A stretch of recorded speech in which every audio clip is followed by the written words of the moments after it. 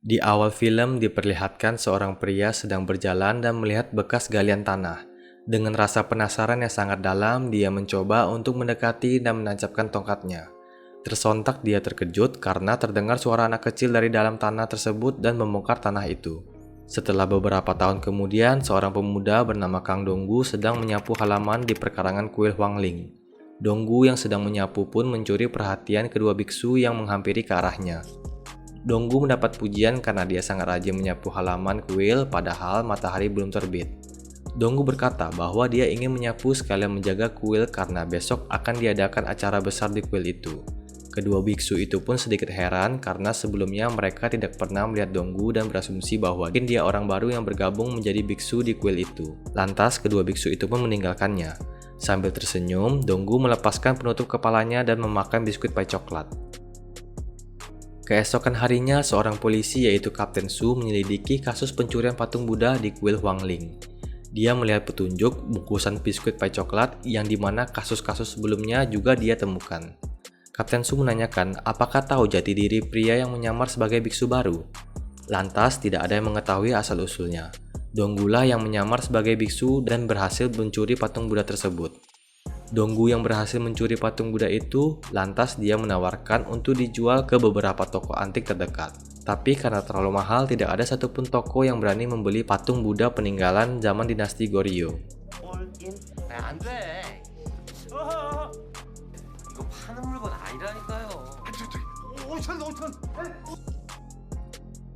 Pria ini adalah bos salah satu pemilik perusahaan besar di Korea, dia bernama Sang-gil, yang ditemani oleh asistennya yaitu Yoon Shin-hee. Dia sedang membuat tempat rahasia peletakan barang-barang antik tentunya dengan keamanan yang canggih.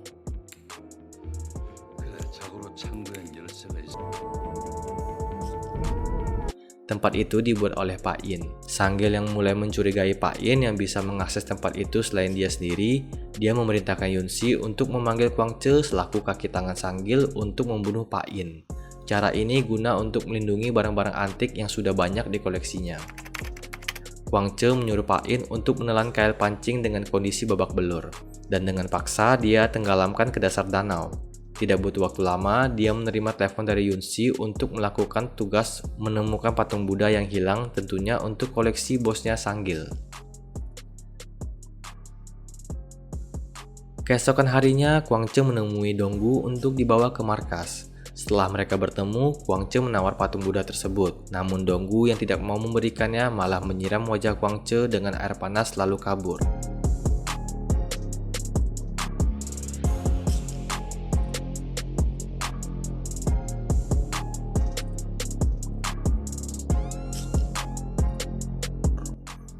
Namun Donggu berhasil diberhentikan dan dihajar oleh anggota Kwang Che.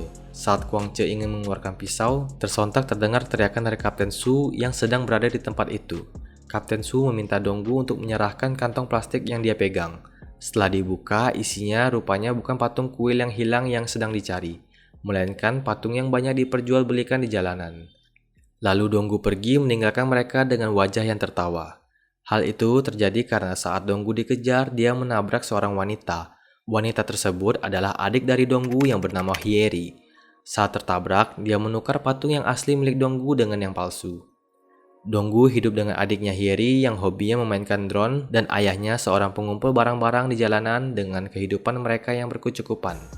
Saat asik berbincang di rumah, Donggu mendapatkan telepon dari Kwang Che untuk melakukan transaksi di sebuah tempat. Esoknya Donggu pergi dengan seorang diri ke tempat yang telah ditentukan. Ternyata Kwang Che menawarkan patung Buddha itu ke salah satu bos dari negara Cina yang tidak disangka bos itu membawa Nona Yoon-si yang bertugas untuk mengecek keaslian patung itu. Kwang Che yang terkejut dengan kedatangan Nona Yoon-si di mana mereka adalah rekan kerja di bawah kaki tangan dari Sang-gil. Saat meneliti patung itu, Yoon-si berkata patung Buddha itu palsu. Tujuannya agar transaksi mereka batal dengan maksud Yoon-si bisa mendapatkan patung itu untuk dipersembahkan ke Sang-gil. Sesampainya di luar, Yoon-si memberi teguran kepada Kwang Che agar tidak lebih bertindak jauh atau tidak dia akan melaporkan ke bosnya Sang-gil. Dan Yoon-si memberikan kartu nama dengan tujuan untuk melakukan transaksi nantinya dengan Donggu. Pada saat di rumah, Donggu, ayahnya dan adiknya sedang mencari tahu latar belakang Yoon-si. Rupanya Yunsi yang cantik ini menjadi kaki tangan bos Sanggil, pemilik Sky Hotel Group yang suka mengoleksi barang-barang antik. Dengan informasi yang cukup, Donggu yang sudah bersiap bertemu untuk melakukan transaksi dengan Yunsi. Donggu dijemput dengan Yunsi ke sebuah tempat kasino Sky Hotel Group yang dimana kesepakatan transaksinya adalah patung Buddha ditukarkan dengan 10 juta chip. Terlihat Donggu yang tertarik langsung menyetujui hal itu. Lalu dia menuju sebuah permainan dan memilih nomor merah yang tidak tanggung-tanggung mempertaruhkan semua chip yang dia miliki. Tersentak pemain lain terkejut dan mengikuti taruhan itu. Bandar pun memulai permainan dengan memutarkan mejanya. Saat bola berputar, nampak wajah para pemain dan Donggu yang sangat tegang menantikan berhentinya bola. Dan ternyata bola berhenti di warna hitam. Donggu meninggalkan tempat itu dan terlihat masih bersikap santai tanpa terbebani setelah kalah berjudi. Padahal niat sebelumnya dia bisa menukarkan chip itu dan membeli sebuah rumah. Yunsi yang melihat kejadian itu, dia hanya bisa tersenyum dan mengajak Donggu untuk bermakan malam. Saat sedang makan, Yunsi menawarkan pekerjaan untuk mencari barang antik lainnya. Dengan bayaran mungkin bisa membeli rumah yang diinginkan oleh Donggu. Setelah deal, Donggu diberikan fasilitas mobil dan ada berkas di mana itu petunjuk lokasi barang antik itu berada. Keesokannya, Donggu dan adiknya mendatangi seorang pria yang sedang berjualan di jalanan. Dia disebut Dr. Jones, seorang penggali yang memiliki jam terbang tinggi. Mereka ingin merekrut Jones untuk bekerja sama dalam tugas mencari barang antik yang telah disepakati dengan Yunsi. Awalnya, Jones menolak karena dia telah lama pensiun dari pekerjaannya itu. Tapi dengan bayaran yang ditawarkan senilai 200 juta won, dia sepakat untuk melakukannya. Donggu dan Jones langsung terbang ke negara China. Sesampainya di sana, dia disambut seorang pria suruhan Yunsi. Mereka langsung pergi ke tempat kuburan Goguryeo Tumulus. Mereka memantau dari kejauhan di mana tempat itu sangat ketat penjagaannya dan memilih untuk masuk dengan cara menggali tanah. Donggu yang memiliki bakat di mana dia bisa mencicipi bau tanah mayat busuk, itulah sebagai galian pintu masuknya kuburan. Setelah berhasil menggali, dia mengarah ke sebuah ruangan yang di mana itu tempat tujuan yang mereka cari. Jones menunjukkan aksi serta pengalamannya dengan teknik menyemprotkan cairan kimia di dinding agar lebih mudah untuk memotong muralnya. Setelah berhasil mendapatkannya, mereka bergegas, dan tiba-tiba pria ini berkhianat dengan mengarahkan pistol ke arah Donggu dan Jones. Ia berniat untuk menjual mural lukisan itu sendiri. Donggu yang mencuri perhatiannya dengan memojokkan posisi Jones dengan pertengkaran kecil. Pada saat lengah, Donggu berhasil menjatuhkan pistolnya dan melakukan baku hantam dengan pria itu. Dengan upaya yang lebih, pria itu berhasil disingkirkan oleh kerjasama Donggu dan Jones. Donggu menyiasati itu adalah perbuatan bos Sanggil yang telah menjebak mereka demi keuntungan lebih. Saat ingin memberikan mural itu, Donggu menginginkan bayaran sesuai kesepakatan. Dia ingin menemui Sanggil yang berada di dalam mobil dan mengatakan kalau pria yang diutusnya itu tidak berjalan lancar dengan keinginannya. Lalu Sanggil sedikit memuji Donggu sebagai pria yang menarik dan berani. Sanggil juga berkata akan memberikan bayarannya. Pada saat Donggu bersalaman, dia melihat tanda bekas luka tangan. Dia flashback ke masa kecilnya yang membantu ayahnya mengambil barang antik di sebuah galian tanah. Donggu kecil berhasil mengambil barang antik itu dan menanyakan keberadaan ayahnya kepada pria tersebut. Namun, pria tersebut menyuruhnya untuk menyerahkan benda itu. Rupanya, ayahnya dibunuh oleh pria itu dan melemparkan biskuit pai coklat dan mengubur mereka di malam itu. Tentu saja tanda bekas luka itu sama dengan orang yang ada di hadapannya. Donggu menemui Yunsi untuk bekerja sama mendapatkan harta karun yang berada di Sunling di tengah kota. Donggu menjelaskan kalau di Sunling terdapat pedang legenda Raja Joseon, yang banyak orang mengira pedang itu ada di museum padahal itu cuma hanya tiruannya. Dan dia menunjukkan bukti bahwa surat doktrin peninggalan Raja Joseon. Sanggil pun memerintahkan orang untuk memverifikasi keaslian surat itu. Dan ternyata surat itu asli dari peninggalan Raja Joseon. Sanggil yang mulai percaya dan berhasrat untuk mendapatkan pedang itu mengajak Donggu ke ruangan rahasia penyimpanan barang antiknya. Saat sampai di tujuan, Donggu terkejut karena banyak sekali koleksi barang-barang antik. Sanggil mengumpulkan ini semua dengan tujuan untuk menjual di beberapa tahun yang akan datang dengan waktu yang tepat. Donggu yang melihat-lihat barang antik terhentikan saat dia melihat vas porcelain yang memiliki cerita masa kelam kecilnya Donggu. Sanggil yang tidak percaya dengan Donggu mengarahkan senjata tepat di kepala Donggu. Dengan pertanyaan, apa maksud tujuan Donggu untuk mendekatinya? Donggu membantah kalau Sanggillah yang mendekatinya lebih dulu pada saat membeli patung Buddha dan mencuri mural di bawah makam. Itu semua berkat bantuan Donggu. Lebih baik memikirkan tujuan selanjutnya, yaitu pedang Raja Joseon, yang dimana pemerintah akan melakukan perbaikan di daerah sana. Dan Donggu meminta bayaran yang tinggi, yaitu 200 juta won dan fasilitas saat pengerjaan penggalian itu. Setelah berdiskusi dengan Nona Yunsi dan Kwang Che, Sanggil memutuskan mengerjakan penggalian dan mendukung penuh apa yang diminta Donggu untuk mendapatkan pedang itu dan meminta mereka terus memantau gerak-gerik Donggu agar dia tidak bisa main-main. Yunsi memberikan akses sebuah tempat untuk Donggu merencanakan aksinya. Sambil meminum wine berdua dan ditemani lagu yang menambah suasana, kondisi yang tidak biasa, Yunsi meninggalkan pesan kalau keberhasilan mendapatkan pedang itu akan menentukan nyawanya dan bekerjalah dengan baik. Sebelum meninggalkan tempat itu, mereka satu sama lain hanya tersenyum. Donggu juga merekrut penggali legendaris dan mulai merancang tugasnya. Yang pertama, mereka membeli secara paksa tempat karaoke dan coffee shop di area yang akan dilakukan penggalian. Dan selanjutnya, tempat istirahat para penggali. Setelah semuanya berjalan dengan baik, pengerjaan pun dimulai. Mereka akan menggali terowongan sepanjang 700 meter hingga ke Sunling dan mereka bekerja hanya di malam hari saja. Tempat karaoke itu akan dilakukan penggalian dan diberi penjaga di luar, serta setiap roomnya menjaga volume agar penggalian itu tidak terdengar warga sekitar. Saat pengerjaan berlangsung, tiba-tiba Kapten Su datang yang ingin main di tempat karaoke itu. Walaupun dihalangi, dia tetap masuk secara paksa. Untungnya Kwang Che segera keluar dan berbincang dengannya. Saat Kapten Su ingin memilih ruangan untuk bernyanyi, dia melihat pasir yang berserakan di lantai saat berjalan. Mulai mencurigakan, dia mulai memeriksa setiap ruangan yang ada di sekitarnya. Saat masuk ke ruangan, dia dikejutkan dengan orang-orang aneh sambil bernyanyi dan menari mengikuti irama musik. Donggu yang ada di sana pun mengajak Kapten berdansa dengannya. Lalu Donggu memberikan kartu pengenal untuk menghubunginya kapan saja. Kapten Wu yang sedikit tercengang dan segera pergi dari tempat itu yang tentunya membuatnya sangat geli. Pada proses penggalian itu terdapat hambatan yang dimana adanya sebuah lempengan yang tidak bisa digali. Solusinya mereka akan meledakkan bom dan menghancurkan lempengan yang menghambat itu. Mereka mengkoordinasikan setiap rencana di mana di jalan pusat Gangnam yang begitu ramai dilalui orang-orang akan diledakkan bom. Bom pertama mereka meledakkan mobil pengangkut gas yang berasumsi tabung gas yang ada di mobil itu bocor dan mengakibatkan kebakaran yang tidak dicurigai oleh warga sekitar. Dan bom kedua diledakkan di bawah tanah yang mereka gali agar menghancurkan lempengan yang menghambat. Tentunya mereka akan meledakkan bom secara bersamaan. Donggu yang sedang berjalan memasuki klub karaoke, tiba-tiba dia dipukul dari belakang oleh anggota Kwang Che dan dibawa ke hadapan Sanggil. Donggu kedapatan bukti sedang berbincang-bincang dengan Kapten Su di suatu tempat, dan dia diminta Sanggil untuk menjelaskan kejadian itu. Namun Kwang Che menambahkan kalau Donggu bekerja sama dengan Kapten Su untuk menangkap Tuan. Lalu Donggu diminta untuk memakan kail pancing oleh Kwang Che dan menenggelamkan dia di sungai. Tetapi Donggu menjelaskan bahwa Kapten Su menanyakan tentang patung Buddha, apakah ada hubungannya dengan bos Sanggil. Sanggil memberi kesempatan Donggu untuk menjelaskan kejadian itu. Kapten Su sedang menyelidiki kasus hilangnya patung Buddha di kuil Huangling, dan Kwang Che mengatakan patung itu dicuri oleh Sanggil. Kapten Su ingin menangkap Sanggil, makanya itu dia menghubungi Donggu untuk meminta bantuannya. Tetapi Donggu menjawab kalau dia tidak pernah bertemu dan tidak tahu dengan kebenarannya itu.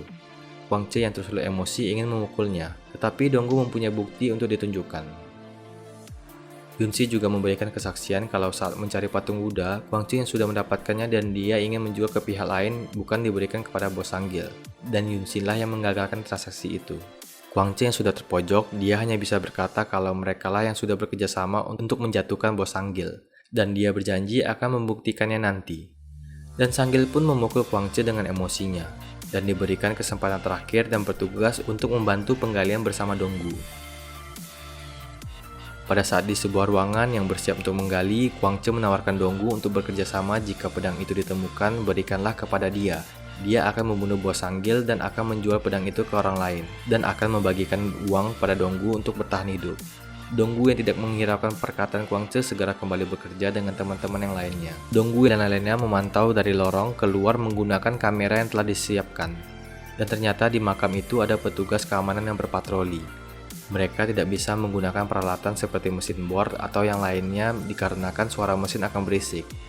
Plan B pun direncanakan, di mana mereka akan menggunakan mesin bor di saat hujan dan petir. di mana ini bertujuan agar tugas yang berpatroli tidak mencurigainya. Terlihat Sanggil yang sedang bersantai dan memanjakan diri terbaring sambil tertidur, dan Yunsi menghampirinya, yang diam-diam mengeksplor kalung Sanggil. Itu adalah kunci penyimpanan barang antik miliknya, yang pastinya Yunsi bertujuan untuk menduplikat kunci tersebut. Yunsi yang sedang dalam perjalanan akan menghampiri tempat persembunyian sekaligus kediaman Pak Yin. Rupanya pada malam itu, sebelum Yunsi menelepon Kwang Che untuk menghabisi Pak Yin, ia telah menyiapkan orang-orang khusus untuk menolong Pak Yin di dalam danau, sehingga Kwang Che tidak menyadari kalau Pak Yin masih selamat. Kedatangan Yunsi adalah meminta Pak Yin untuk memberikan akses untuk bisa masuk ke tempat penyimpanan barang antik milik Sanggil. Dengan paket lengkap yang dimiliki Yunsi, dia sangat siap untuk menunggu waktu yang tepat untuk menjalankan aksinya. Di ruang galian bawah tanah, Donggu yang lainnya sedang berusaha keras untuk membobol lapisan dinding berikutnya.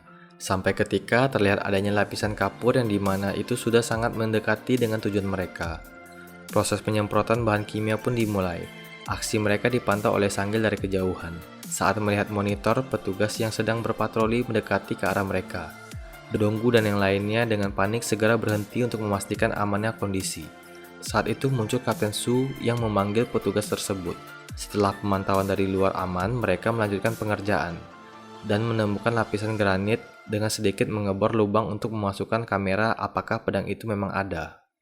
Semua mata yang tertuju pada monitor menantikan kepastiannya, dan mulai terlihat gagang pedang legendaris Raja Joseon. Terlihat raut wajah mereka gembira dan mulai tersenyum. Yunsi memberikan selamat kepada bos Sanggil karena dia akan mendapatkan pedang legendaris itu.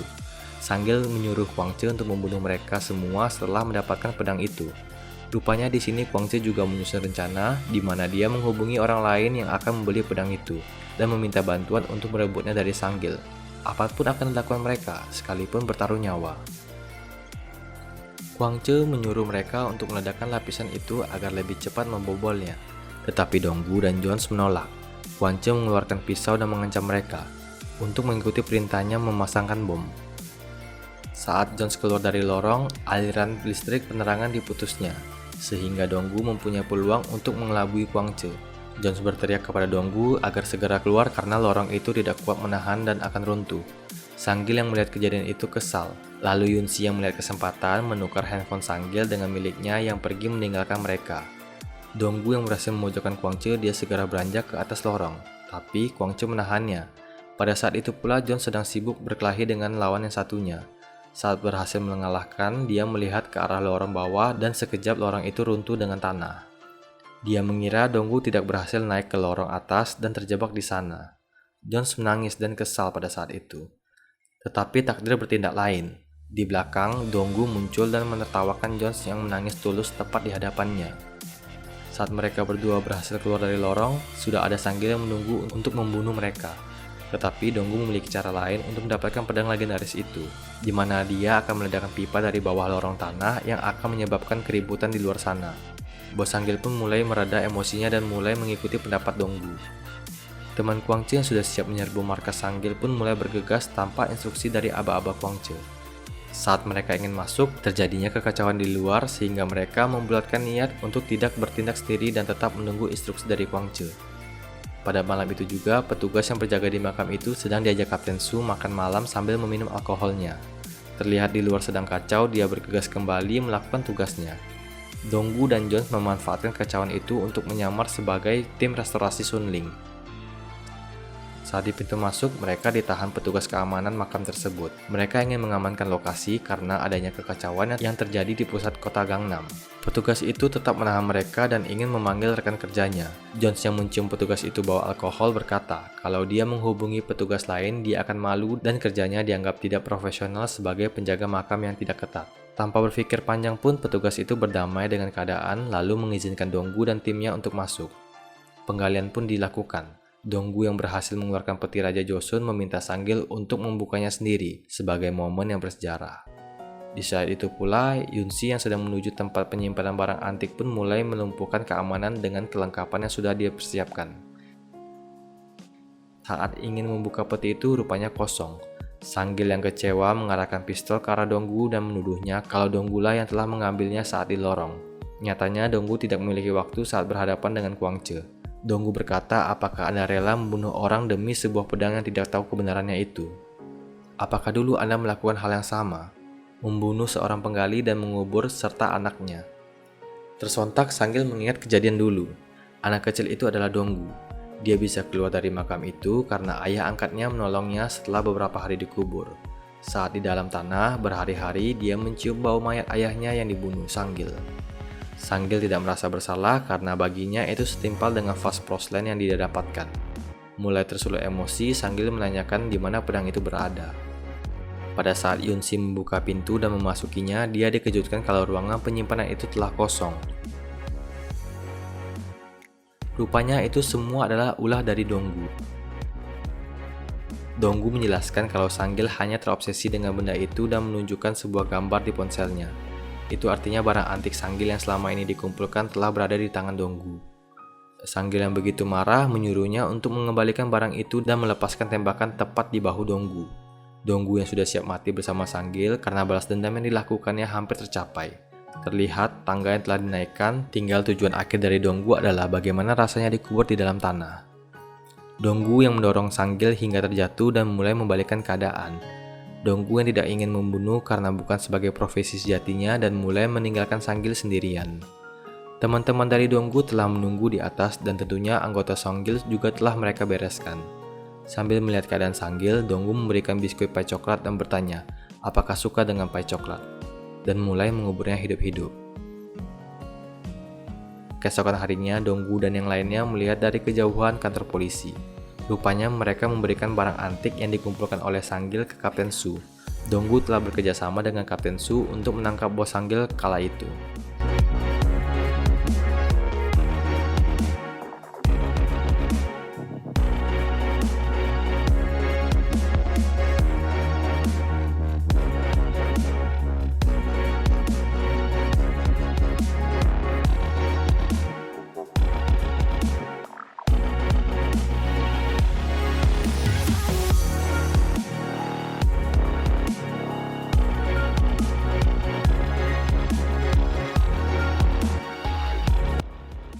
Donggu dan yang lainnya pun bergegas untuk pergi ke suatu tempat. Saat terhenti, Hyeri yang membuka bagasi terlihat ada peti yang berisi uang. Barang yang telah mereka serahkan ke pihak berwajib juga menerima imbalan yang lumayan banyak. Jelas itu lebih baik daripada mencuri barang yang bukan milik mereka. Saat ingin pergi jauh, Donggu menelepon Yunsi untuk menanyakan kabar setelah kejadian itu. Terlihat dia yang masih kesal menanyakan kenapa berkhianat pada saat itu di bawah nama Yunsi. Donggu sedikit menggoda apakah dia jatuh cinta kepada keahliannya. Donggu yang sedang menuju bandara untuk pergi ke negara Jepang dan menawarkan Yunsi apakah dia ingin ikut untuk aksi berikutnya.